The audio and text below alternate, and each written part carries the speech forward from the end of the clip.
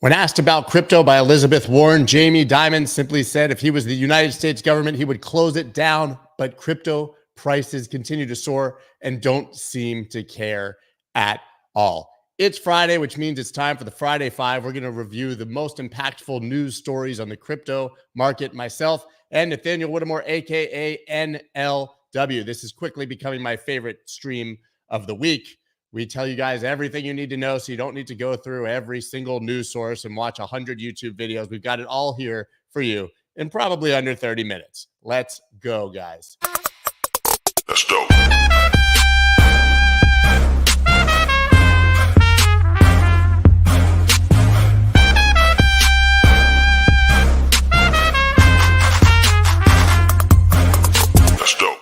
What is up, everybody? I'm Scott Melker, also known as the Wolf of All Streets. Before we get started, please subscribe to the channel and hit that like button. I'm going to go ahead and bring on NLW now. Another big week with a lot going on here.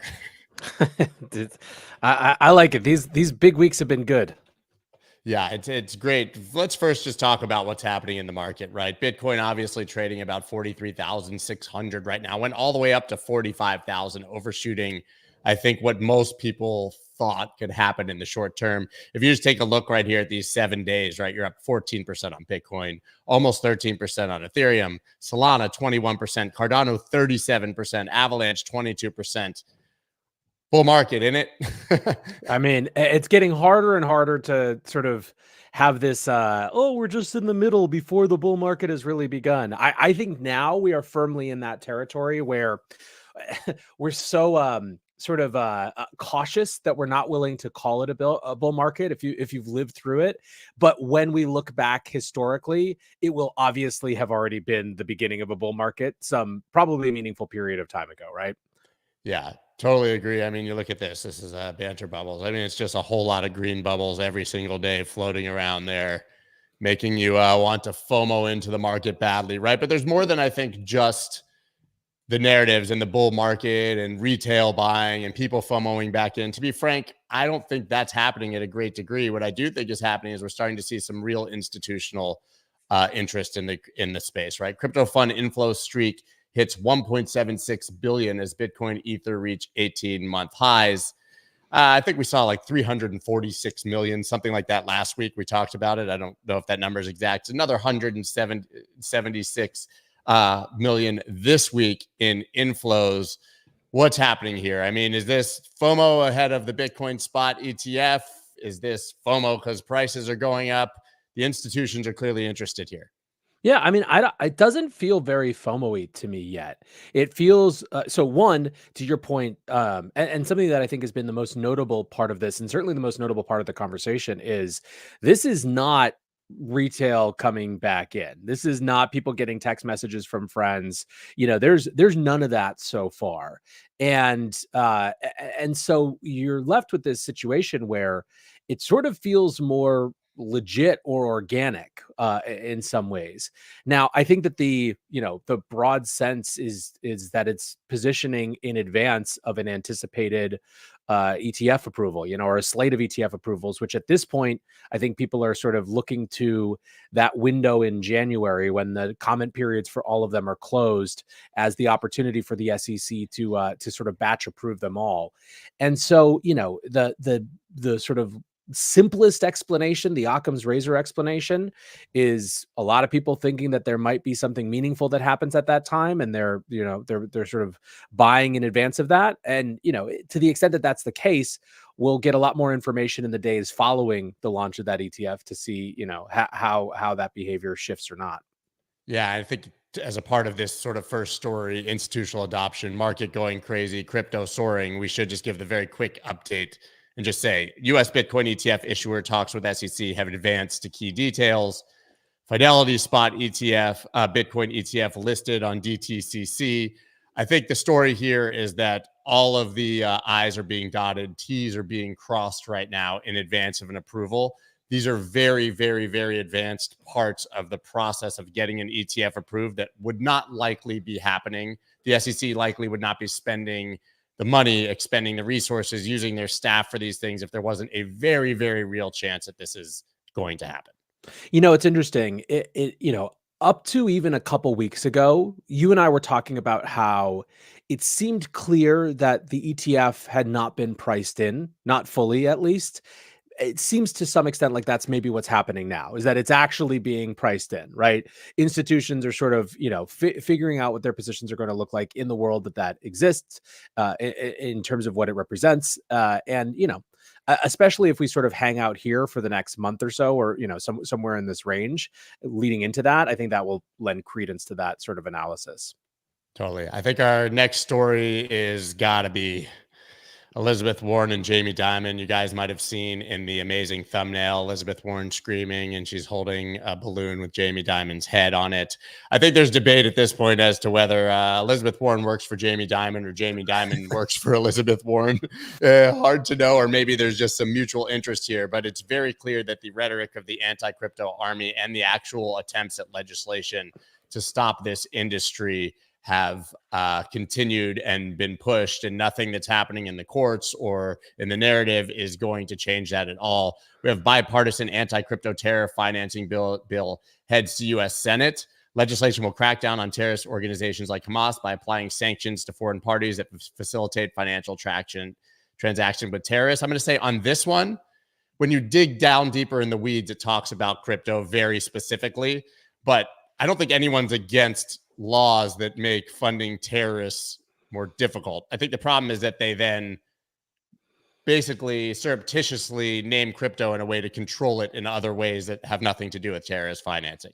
But I don't think Yeah. anyone's against, hey, let's sanction people that are funding terrorists. Well, the issue with this type of thing has always been not even about whether it's sort of secretly targeting crypto. It's the specifics of which parts of crypto infrastructure is it targeting. Ever since the infrastructure bill battle a few years ago, there has been this recurrent theme of lawmakers who don't like crypto trying to say that validators and node providers and all this decentralized infrastructure needs to report on transactions. And they always say it in terms of, look, they're part of the mainstream ecosystem now, and everyone who's a part of the mainstream ecosystem has to comply by the same rules, completely ignoring the fact that they don't have any meaningful customer information on the on the people that are using the infrastructure that they're supporting, because that's just not the way that it works. If all of these rules were written for just updates to what exchange responsibilities were, specifically centralized exchanges, no one would be batting an eye at this. The issue isn't crypto. The issue is that it's always a guise to sort of have more extensive control on crypto, and it's not just an error or a misunderstanding. It's a specific tactic. And, listen, it's on the one hand, something that we've seen over and over again. Like I said, it has a legacy with the Treasury Department in particular, going back to the infrastructure bill. On the other hand, it's very hard not to watch the proceedings of this week and have it feel very last graspy. It really reads like, one, Warren is going to be a lone holdout. She will always be, even if the anti-crypto army is just her, she will be in it until the day that she dies. Right? That's fine. But the whole sort of affair, it just feels forced. Like everyone else is moving on, right? The markets and sort of the Wall Street is certainly moving on in terms of its relationship with crypto. All you have to do is look at the price charts and look at any comments from some Wall Street bank, on or investor on any of the CNBC shows. The legal system is moving on. It's cleaning up the parts that were bad, and it's proceeding through settlements with sort of the medium actors, and it's sort of in spite of regulation by enforcement, trying to sort of figure things out in court decisions. It's only this very small subset of sort of this anti-crypto army that's not moving on, and it's no surprise that the thing that they fall back to with that is cryptos for criminals. That is the thing that you can always come back to. And in particular, right now, they've got sort of the narrative juice of heightened tensions in the Middle East as a backdrop to make it feel more pertinent. But it's nothing new. It's nothing new in terms of the sort of the assessment or of the remedy, with the possible exception of Elizabeth Warren now claiming that half of North Korea's nuclear program was funded using stolen crypto. But it's it feels, like I said, last gaspy is the word that I keep coming back to. Yeah, The problem is that the anti-crypto army could come down to being one person, but she happens to be the most powerful person in Senate when it comes to finance and banking, right? Here she says, Elizabeth Warren, update Bank Secrecy Act to address crypto threat. The U.S. Senator linked crypto to terrorist financing, drug trafficking, and North Korea's nuclear weapons program. As you said, what I find interesting here is CZ literally, we'll get to that, pled guilty to the Bank Secrecy Act. So clearly it's updated enough to go after anyone who they think is doing something illicit in crypto. But I want to actually play a clip really quickly of what she said, because you brought it up. This North Korea thing is just mind blowing that she can get away with saying this without providing any evidence. Threat out there. It's crypto, and it is being used for terrorist financing. It is being used for drug trafficking. North Korea is using it to pay for about half of its nuclear weapons program. We can't allow that to continue. Okay, so now maybe to be fair, we do know that Lazarus Group, the North Korean hackers, have stolen a hell of a lot of money, right? Obviously, they're probably the most effective hacking group. But where does this claim that 50% of the nuclear weapon program, which has been around long before crypto, is funded by us? we do know where it comes from. Once again, it's a dubious reporting where, listen, I think the funny irony of this, or the funny reality of this, is that to some extent, our indignation is just us discovering how mainstream American politics works, because we're on the receiving end of it. But there's nothing uncommon about cherry picking a statistic from a dubious report and then using it to sort of beat a point into submission. Just so happens that she's doing it for crypto now. So this was a report that was not even an on-chain report, right? She sort of misinterpreted elliptic reporting before with the Hamas claim that was then debunked, that showed up in the Wall Street Journal and was used as justification for the last couple months. This one is even less robust report that basically just aggregates the amount of money hacked overall and then compares it to the overall amount of money spent by North Korea on its program. So just to be clear, they're saying, here is one pile of money over here that was stolen. Here is another pile of money over here used for something by the group that maybe was involved in that stealing. Those are the same thing. She's saying that those are the same thing, right? So again, it's not that necessarily that all of those Lazarus hacks have gone straight into that nuclear program.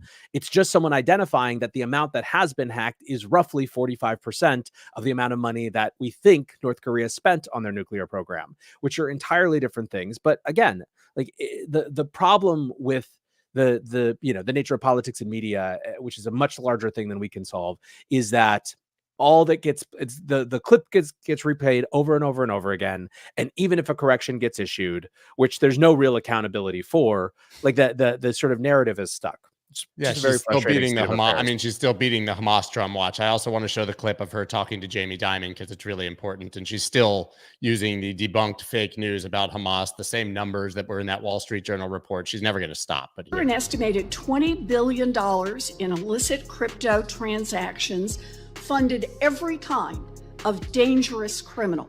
North Korea has funded at least half its missile program, including nuclear weapons, using the proceeds of crypto crime. And Israeli officials have confirmed that Hamas received millions of dollars through crypto transactions, including, quote, large sums from Iran. Mr. Dimon, you've been CEO of JP Morgan for almost 2 decades. Can you explain why crypto is such an attractive financial tool for terrorists, drug traffickers, and rogue nations? I've always been deeply opposed to crypto, Bitcoin, etc. You pointed out the only true use case for it is criminals, drug traffickers, anti-money laundering, tax avoidance, and that is a use case because it is somewhat anonymous, not fully, and because you can move money instantaneously, and because it doesn't go through, as you mentioned, all these systems have built up over many years, know your customers, sanctions, OFAC, they can get bypass all of that. If I was the government, I'd close it down. Okay. Yeah, I mean, if I was the government, I would close it down. We know, but JP Morgan's heavily invested. They have JP Morgan, Onyx. To me, this feels like they want to kill the public side by utilizing Elizabeth Warren's narrative so that they can control private blockchains, and Wall Street can utilize it at their own leisure without any decentralization or allowing us to have our piece of the pie. Yeah, I mean, I don't know, man. It's so frustrating to listen to. It's also just like it's so my read on Diamond is a little bit different. Yes, I think that one can make the claim that this is self-serving from the standpoint of, crypto being a competitor for banks. But Jamie Dimon just fucking hates us. He's hated us forever. He's like, this is nothing new. He has had to occasionally, through gritted teeth, pretend that he doesn't hate everything about us because he's, ultimately he's a business money-making machine more than he is a person with opinions. And so at the peak of crypto markets, he has to acquiesce to the fact that this is happening.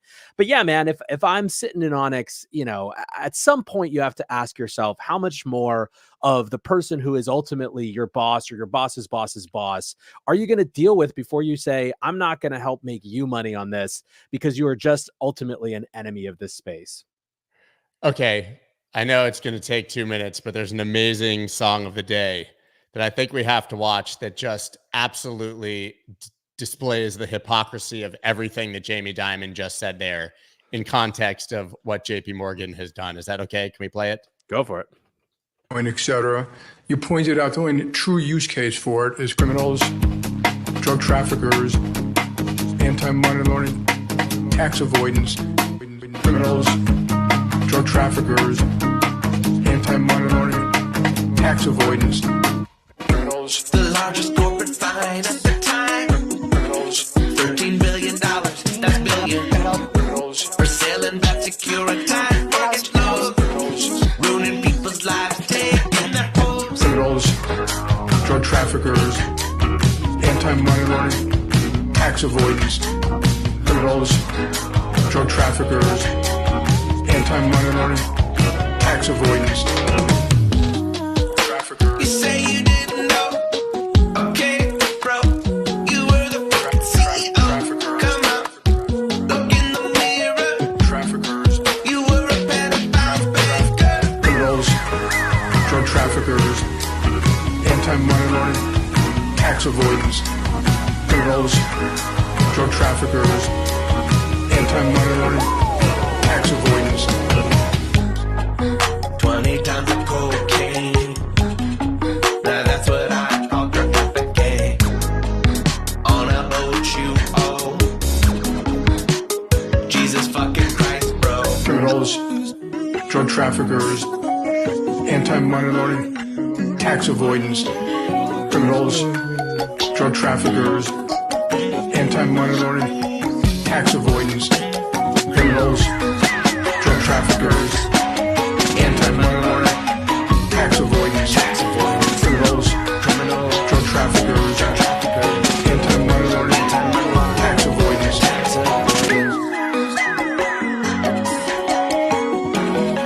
I think we get the idea.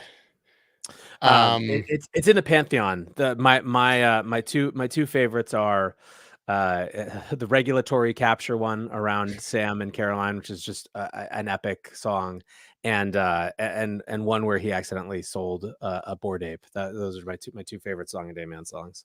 Yeah, and I think he has basically just done this entire section for us. I could have probably just played that song and skipped this altogether. So I think we now know, regardless of the song, that Elizabeth Warren and Jamie Dimon have an agenda, and they're going to try to crush crypto, and prices don't care. So let's move on to the next story, which is that the French bank I can never pronounce appropriately because I'm an American, Société Générale, backed Euro stablecoin EURCV starts trading on Bitstamp. This matters because the listing marks the first time a Euro stablecoin issued by a fully regulated bank is available on a cryptocurrency exchange. Is this meaningful?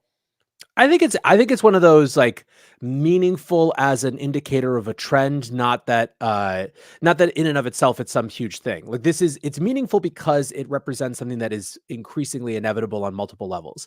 One, the sort of shift of stablecoin behavior to euros, I think, is probably an inevitable thing as there are more questions around the US dollar, or more specifically, the US government's relationship with digital US dollars and how active it's going to be in trying to tamp down on stable coins. It's a very natural thing to move to a stable euro.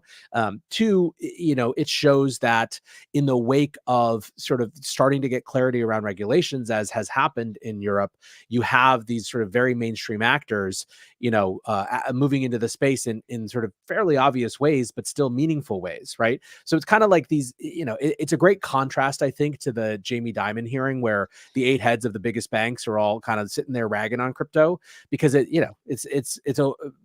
over in Europe, you've got banks who the first chance they get are just sort of creating crypto related infrastructure. And you know what? As soon as a stablecoin bill passes in the US, it's going to happen here too, regardless of what those CEOs are saying to Elizabeth Warren to be complicit in her little soundbite. Yeah, I guess the question then becomes whether Circle and USDC will sort of become the de facto version of this, or if we'll literally see stablecoins issued by JP Morgan and Goldman Sachs. I think USDC's play is to try to get such a meaningful portion of that market that it kind of, it makes it a very difficult sort of, space to jump in on. But given that PayPal went after that, it's likely to happen. But PayPal has also been targeted by the SEC for doing that. So it's the whole thing. So the story of 2022 and obviously late 2021 was that SBF was literally just making it rain money on politicians. We all know about his massive political donations to Biden and Democrats, the dark money donations to the Republican Party, the other donations being made by Salome and other people, basically with the interest of FTX in mind. I think many people will be very surprised to find out crypto firms have spent more money in lobbying in the first 3 quarters of 2023 than they did in 2022, even counting all of the money that was spent by SBF. This obviously coming after we had the Blockchain Association Summit last week in DC. But here it is. 18.96 million over the first 3 quarters this year spent, compared to 16.1 million during the same period in 2022, when about 22 million in total was spent, including money from FTX. We are lobbying the hell out of these guys. One thing that I'm not sure of from this reporting that I wasn't able to figure out is whether they actually counted the full range of FTX employee donations, or if this was explicitly donations to lobbying organizations. Because, a lot of Sam's strategy was just pumping money into individual campaigns. Correct. And I'm not sure that that was included in these figures. In fact, it feels to me like it was not.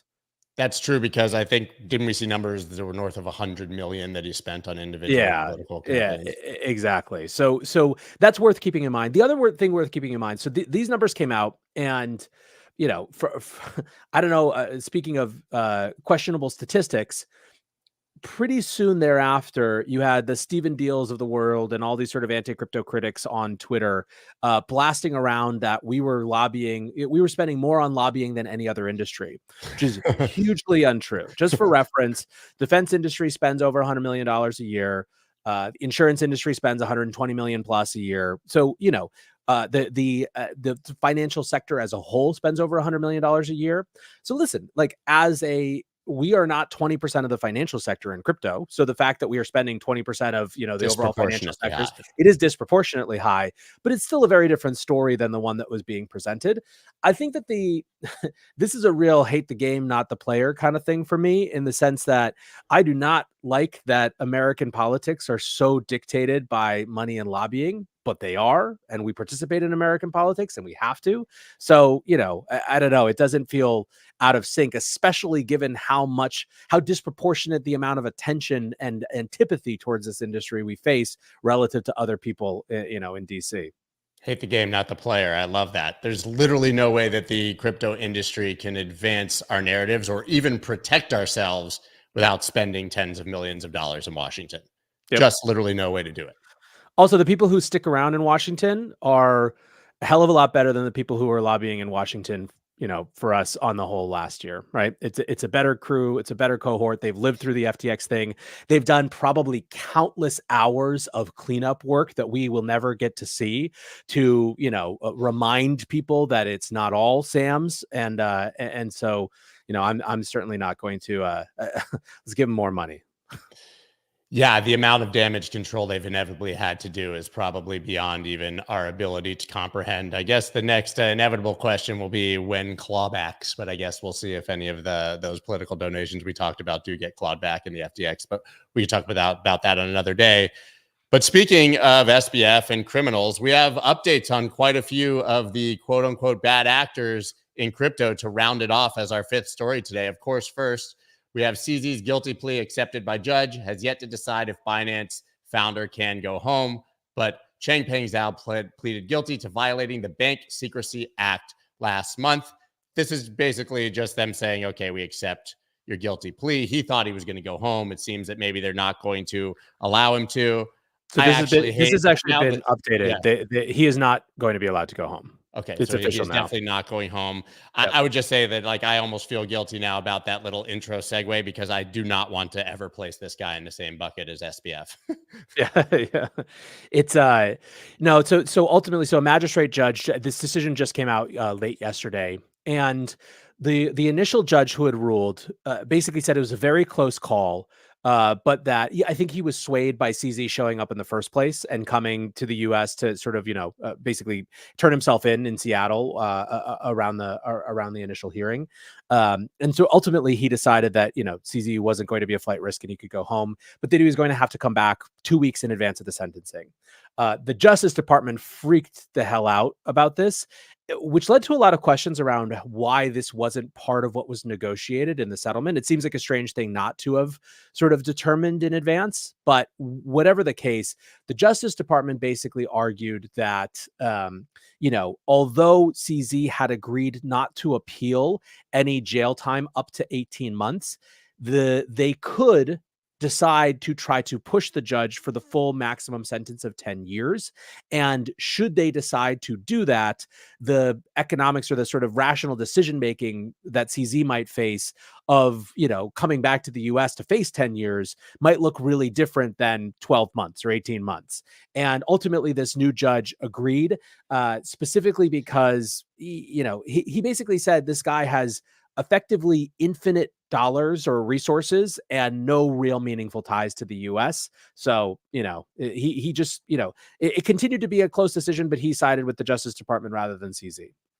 I get it. I just think the guy showed up of his own volition, made the deal, paid the fine. I think that they can get to him if they need to. But yes, I guess if you do have unlimited resources and one morning wake up and say, F this, that was a terrible decision, you could theoretically just flee it, and it could make it very difficult for them to get you. Someone who can't flee, obviously, is Do Kwon.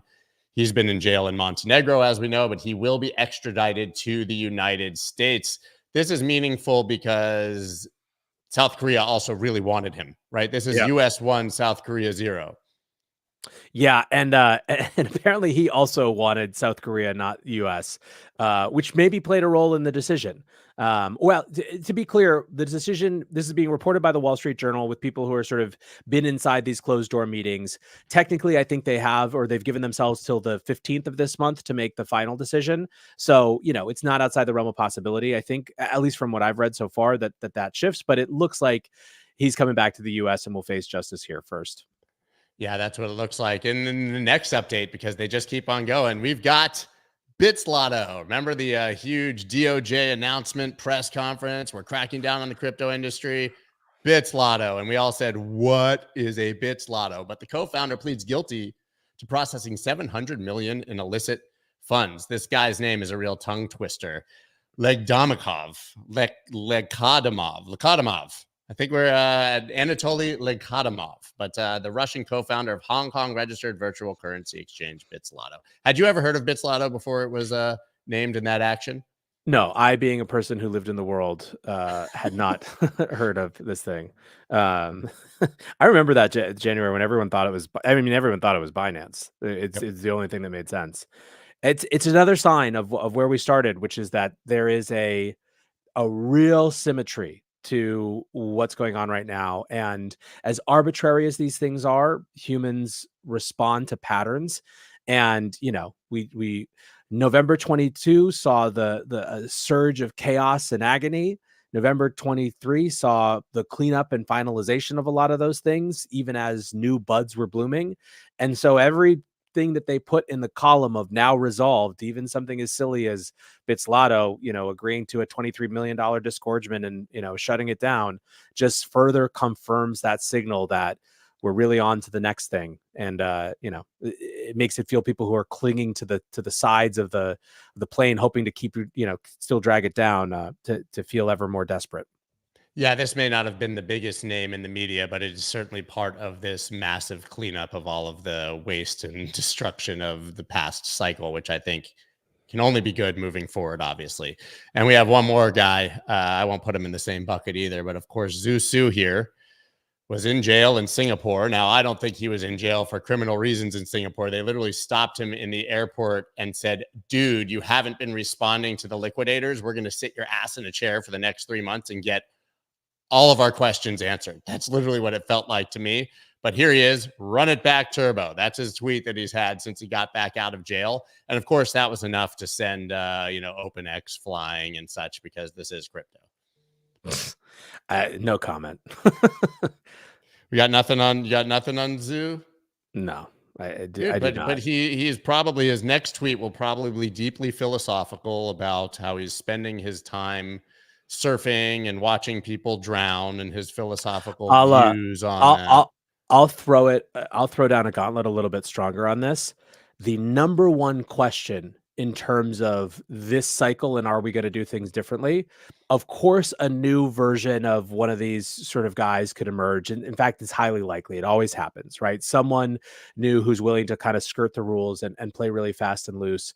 That's inevitable. But if the one of the major inflection points, I think, for the crypto industry will be whether Sue and Kyle are welcomed back with open arms and just looked past, because we don't care anymore, or whether they actually sort of have to, kind of live off in ignominy. I mean, they're around, right? Their thing exists, but it certainly hasn't shown a lot of signs of people being very excited to participate in whatever it is that they're doing. So yeah, I'm curious if that's a symptom of the bear market, or because of them. I mean, launching something this summer in crypto probably was doomed to not get at least immediate traction. They've gotten pushback, but I've said this before and I'll say it again.